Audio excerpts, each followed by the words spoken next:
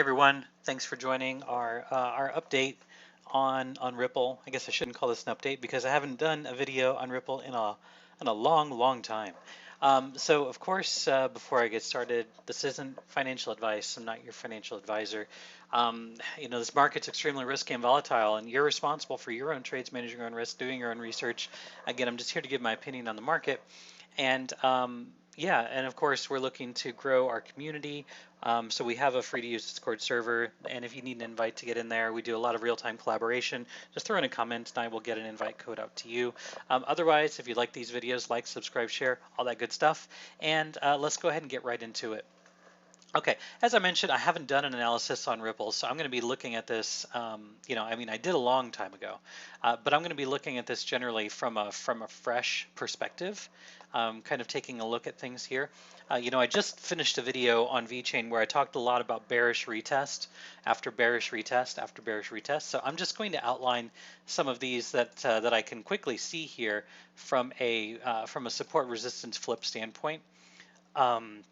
These are all pretty obvious that these are going to be important levels for us to break through on the way back. So again, what we can see here, we can see, one after another. We have support, turn resistance. We've got support, turn resistance, support, turn resistance, and this happens over and over and over. We've got all of these support resistance flips, from the top working itself down. And if we go to a higher time frame, so let's say I go to a 4-hour time frame and look at it from this perspective, we have some very similar things that we can see, from right here. We have support resistance flips as well. So at this level right here, I know it's kind of hard to see on a 4-hour time frame, but what we can definitely see, we have support and resistance here, and then we've got support, and then coming all the way over here, we've got our resistance, right? So we came down, when we attempted to get back up here, we had resistance, and then we failed. Then what we also have, we have this level right here, which has been resistance. We haven't seen, any support from here. Now, what we do see, we see resistance, and then we also see resistance turn support. All right, and then we basically failed that. We never retested it. So we haven't retested this, which is at about 38 cents. We haven't retested 38 cents. And of course, we haven't tested 50 cents in a while. 50 cents being a pretty psychological number. It's a good psychological number for us to really focus on. But at least for the short term, yeah, we have had a decent move on Ripple. So we had like 1.8% on this, and in the previous 4-hour block, we had about 2.26% increase. So it's been pretty decent. But oops, let's take a look at this from a closer point of view. And these are all going to be important areas for us to pay attention to as we're looking for some bullish momentum coming out of this. All right. So first off, we've got, at least from a lower time frame, we have this level right here that we have to pay attention to, and right now we're hitting up against it right now. So we had resistance here, and then we've just recently had resistance, although there's still 3 hours and 10 minutes left in this block. So this 4-hour candle is brand new. We're only 25% of the way through this candle. If we can push through here and do a bullish retest of that 22-cent mark, so this is at about 22.5 cents, I do think that we are going to have a move up here to this 23.5-cent mark. We need to start flipping some of these support and resistance levels, and it looks like from what we see here, we had a nice V-shaped bottom here, and you could call that the atom, and you can call this the Eve, whatever you want to call it. Nonetheless, it looks like we are creating a little bit of a bottom here. So I do believe that in this month of December, there is opportunity to make a decent amount of money in alts.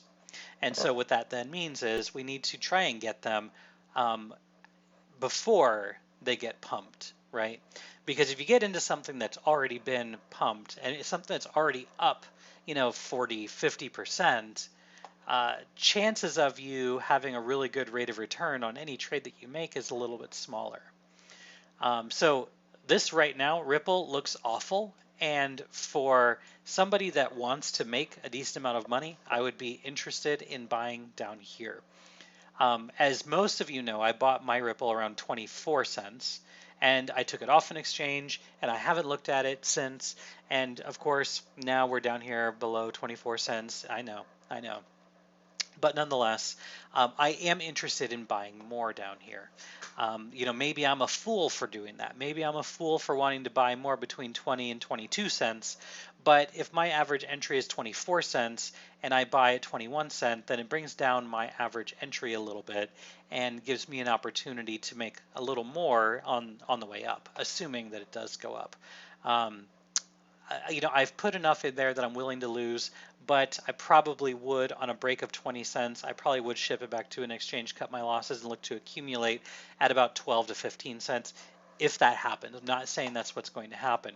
What I can see down here, I can see that we've got stochastics that are starting to move their way up. The 12-hour just started to curl up, which is probably a pretty good sign. The 6-hour is moving up. Really most of these stochastics are looking to move to the upside. They look like that's the direction that they are wanting to head. Let me move to a 1-hour time frame, and we'll just take a look at these Stokes and see what they look like. Just keep in mind, I only have the K on here. I don't have the D, so I've got the fast moving, not the slow moving. The hourly is a little bit overbought. So I would expect there to be a little bit of a pullback, but based on the 12-hour, the 6-hour, the 4-hour, these are all looking pretty healthy, especially the 2-hour. The 2-hour still has room to go as well. So I do think that there is potential for this to continue to move to the upside, over the next couple days. But yeah, especially if we can push up above 22.5 cents and get that bullish retest of 22.5 after we close an hourly above it, that would be good. So we tried to close up here and then we failed, right? So this is the bullish retest that we didn't get. Okay, so we had a rejection, we tried to push up, and then we just basically failed. There was no follow through. We need to see a decent move up above. We need to get a closure up around 22.6 to 22.8 cents, then pull back to 22.5, and that's at the point where I think we can see a little more upside. But right now it looks like we are creating a little bit of a bottom.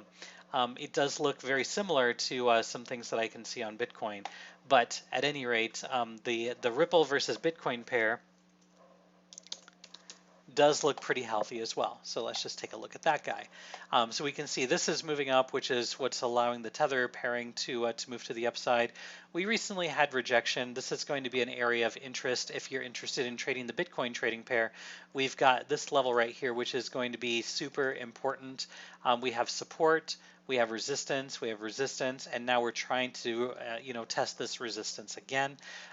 So this basically is a break of 3,000. If we can break 3,000 on an hourly and start closing, a decent amount above 3,000, if we get up to like 3,080 to 3,100, then to do a retest of 3,000, then I think we can see this move to the upside.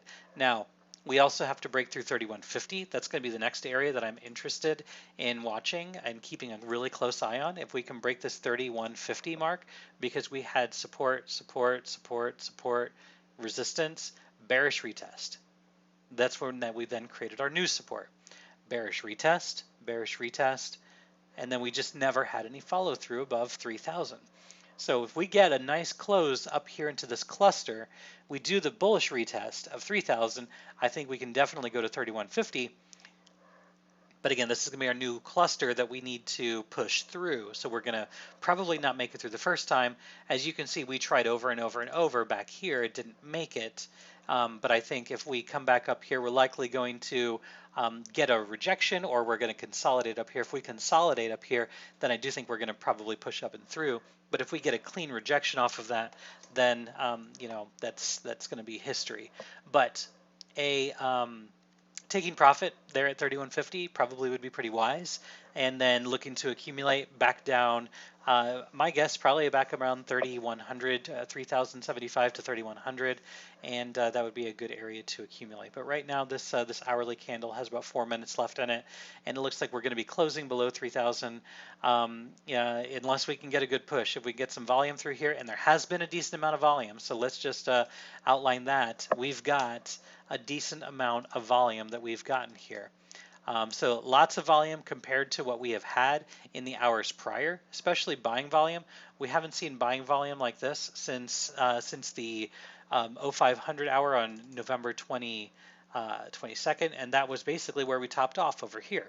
So it would be really nice for us to see a push through 3040 and start closing up into 3060 to 3080, because I think that'll give us the fuel to push up even higher. So if you're looking for long positions on a leverage exchange like BitMEX, I would say it's probably safe to do it after we break through 3040 to 3060 and layer some bids down to 3030.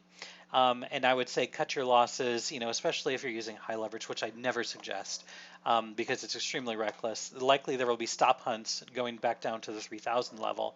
So maybe you layer all the way down to 3,000. But if we start closing up here, I do think that there is potential for more upside. So that's my thoughts on Ripple. A little longer than I liked, but hopefully you found it helpful. But if you do have any questions or anything, feel free to pop in the Discord and ask away. I do my best to be there and answer questions that you guys might have. But of course, like, subscribe, share, all that good stuff, and I will catch you all later.